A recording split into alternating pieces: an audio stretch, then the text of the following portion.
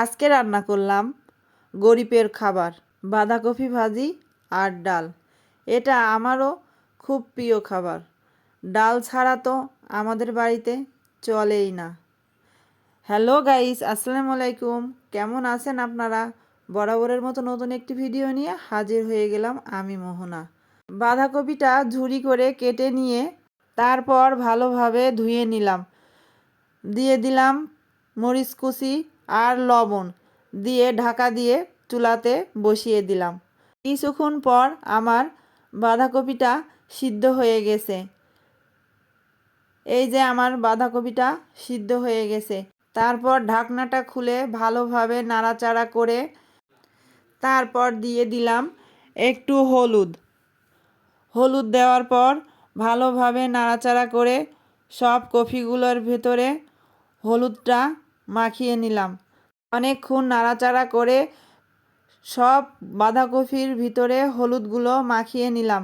তারপর একটি কড়াইতে দিয়ে দিলাম তেল, তারপরে দিয়ে দিলাম পেঁয়াজ কুচিগুলো ভালোভাবে নাড়াচাড়া করে লাল লাল করে ভেজে নিয়ে দিয়ে দিলাম সিদ্ধ করে রাখা বাঁধাকপিটা দেওয়ার পর তেল আর পেঁয়াজের সাথে ভালোভাবে নাড়াচাড়া করে বাঁধাকপিটা নামিয়ে নিলাম।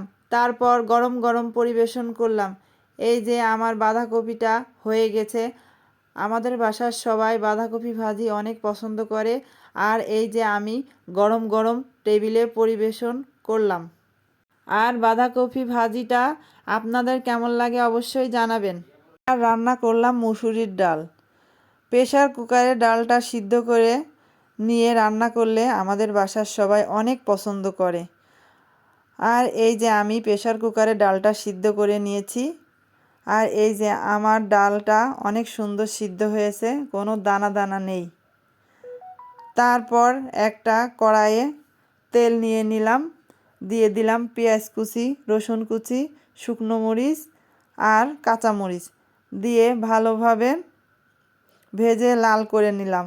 তারপর প্রেসার কুকারে সিদ্ধ করে রাখা ডালটা দিয়ে দিলাম। তারপর একটু নাড়াচাড়া করে বলক উঠলে নামিয়ে নিব আর গরম গরম পরিবেশন করব। আমাদের গ্রামের ভাষায় এটাকে বলে পাতলা ডাল। আপনাদের কারোর যদি ডালটা ভালো লেগে থাকে অবশ্যই কমেন্টে জানাবেন। আজকে ভিডিওটা এই পর্যন্ত। সবাই সুস্থ থাকুন, ভালো থাকুন। আল্লাহ হাফেজ।